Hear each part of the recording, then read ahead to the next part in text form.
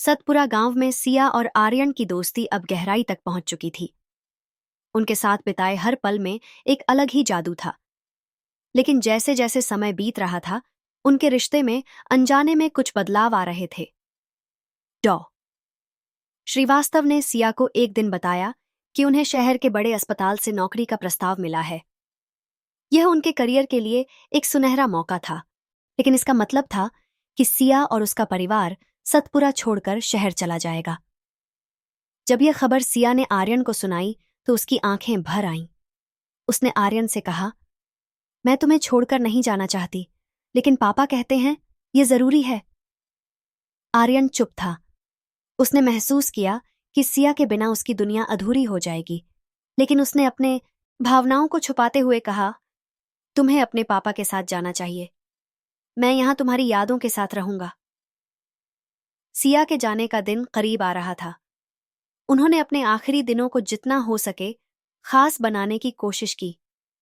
नदी किनारे घंटों बातें करना, पेड़ के नीचे बैठकर पतंग उड़ाना और एक दूसरे के साथ बिताए पलों को यादगार बनाना। जुदाई के दिन सिया ने आर्यन को एक डायरी दी। यह तुम्हारे लिए है, इसमें मेरी यादें लिखी हैं। जब भी मेरी याद आए इसे पढ़ लेना। आर्यन ने वह डायरी अपने दिल से लगाई और कहा, मैं इसे हमेशा संभाल कर रखूंगा।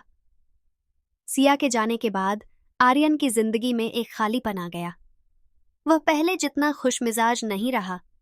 उसकी कल्पनाएं, जिनसे वह कहानियां लिखता था, अब फीकी पड़ने लगीं। गांव में अब भी सब कुछ पहले जैसा था, लेकिन आर्यन के लिए सब कुछ बदल चुका था। हर जगह उसे सिया की यादें घेर लेतीं। उधर सिया का जीवन शहर में नई चुनौतियों और अवसरों से भरा था।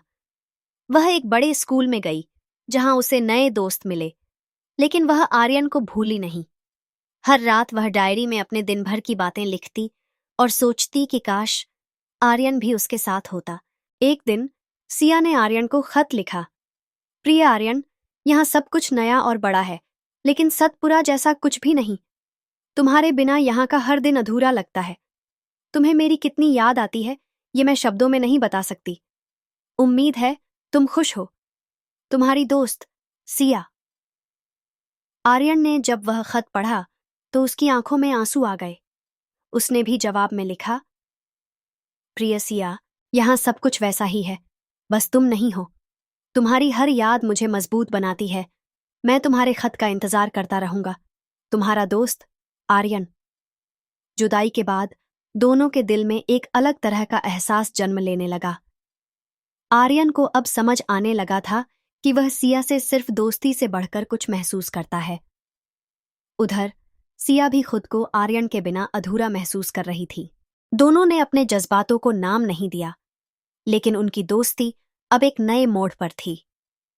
सिया और आर्यन की दूरी ने उनके जीवन में एक खालीपन ला दिया था, लेकिन उन्होंने अपने अपने तरीके से इस दूरी को भरने की कोशिश शुरू कर दी। एक तरफ सिया शहर में नई जगह, नए दोस्तों और बड़े सपनों के बीच खुद को ढाल रही थी। दूसरी तरफ आर्यन गांव में सिया की यादों के सहारे अपनी जिंदगी जी रहा था। सिया के जाने के बाद आर्यन ने खुद को व्यस्त रखने की कोशिश की। उसने अपने लिखने के सपने को गंभीरता से लेना शुरू किया।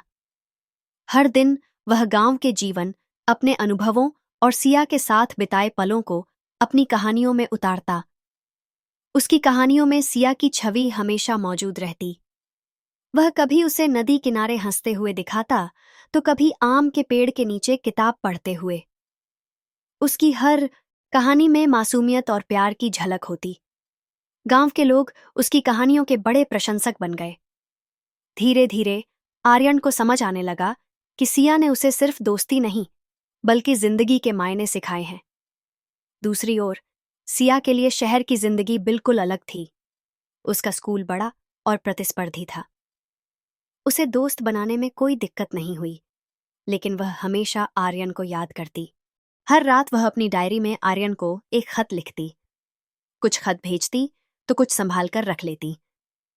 उन खतों में उसके दिल के वो जज्बात थे जो वह आर्यन से कह नहीं पाई थी।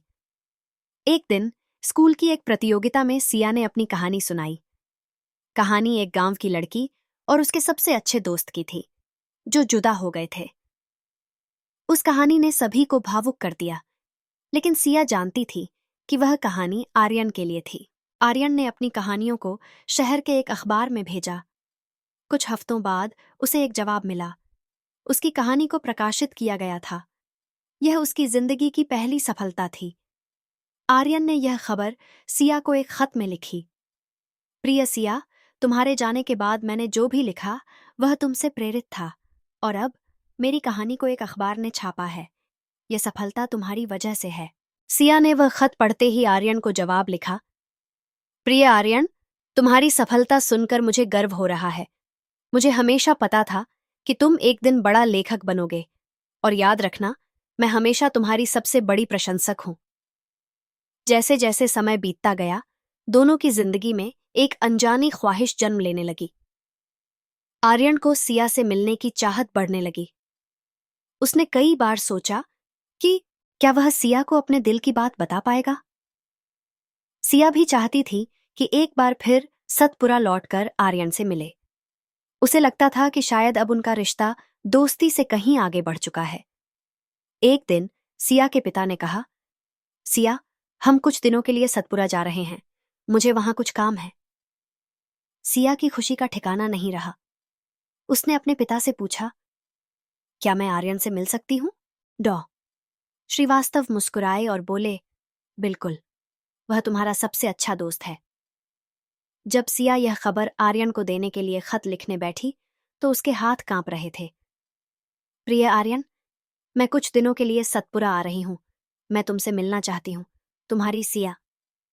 सिया के आने की खबर ने आर्यन के दिल में हलचल मचा दी थी। उसकी आंखों के सामने सिया की मुस्कुराती हुई छवि बार बार उभर रही थी। उसने तुरंत अपने घर और आसपास की जगहों को साफ सुथरा किया। वह चाहता था कि सिया के आने पर सब कुछ परफेक्ट हो। सिया के दिल में भी आर्यन से मिलने की खुशी और उत्साह था। सतपुरा की मिट्टी की खुशबू, वह बहती नदी और गांव के हर कोने की यादें उसे गाड़ी के हर मोड़ पर वापस खींच रही थीं। जब उनकी गाड़ी गांव के मुख्य रास्ते पर पहुंची तो सिया ने तुरंत खिड़की से बाहर देखा। वह वही पुराना रास्ता था जहां वह और आर्यन कभी साथ दौड़ा करते थे। डॉ श्रीवास्तव ने सिया से कहा, आर्यन को तुम खुद जाकर बुला लो।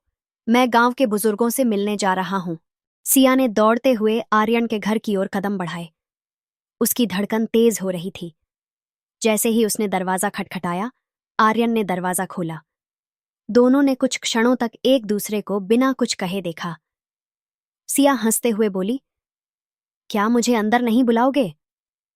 आर्यन ने भी मुस्कुराते हुए कहा, यह तुम्हारा ही घर है। तुम्हें अनुमति की जरूरत नहीं। आर्यन और सिया ने पुरानी जगहों को देखने का फैसला किया। दोनों नदी के पास गए, जहां वे घंटों बैठकर बातें किया करते थे। सिया ने नदी में पत्थर फेंकते हुए कहा, यह जगह अब भी वैसी ही है जैसे हम इसे छोड़ गए थे। आर्यन ने गहरी सांस लेते हुए कहा, हाँ, लेकिन तुम्हारे बिना यह जगह अधूरी लगती थी। उनके बीच हल्की चुप्पी छा गई। यह चुप्पी ऐसी थी जिसमें अनकही भावनाएं छुपी थीं। शाम के समय दोनों गांव के पुराने आम के पेड़ के नीचे बैठे। आर्यन ने अपनी डायरी निकाली और सिया को दिखाई। यह सब मैंने तुम्हारे जाने के बाद लिखा। हर पन्ने में तुम हो। सिया ने वह डायरी पढ़ी और उसकी आंखें नम हो गईं। उसने हल्की आवाज में कहा, आर्यन, क्या तुम्हें कभी ऐसा लगा कि हमारी दोस्ती से बढ़कर कुछ और भी है? आर्यन ने गहरी नजरों से सिया को देखा और धीरे से कहा, हाँ, लेकिन मैं हमेशा डरता था कि अगर मैंने कुछ कहा तो मैं तुम्हें खो दूंगा। सिया ने मुस्कुराते हुए कहा, तुम मुझे कभी नहीं खो सकते, क्योंकि मैं भी वही महसूस करती हूं। यह पहला मौका था जब दोनों ने एक दूसरे से अपने दिल की बात कही। आर्यन ने सिया का हाथ थामा और कहा, तुम्हारा आना मेरे लिए सबसे बड़ी खुशी है। मैं चाहता हूं कि यह पल कभी न खत्म हो। सिया ने हल्की हंसी के साथ कहा, पल खत्म हो सकते हैं, लेकिन हमारी कहानी नहीं।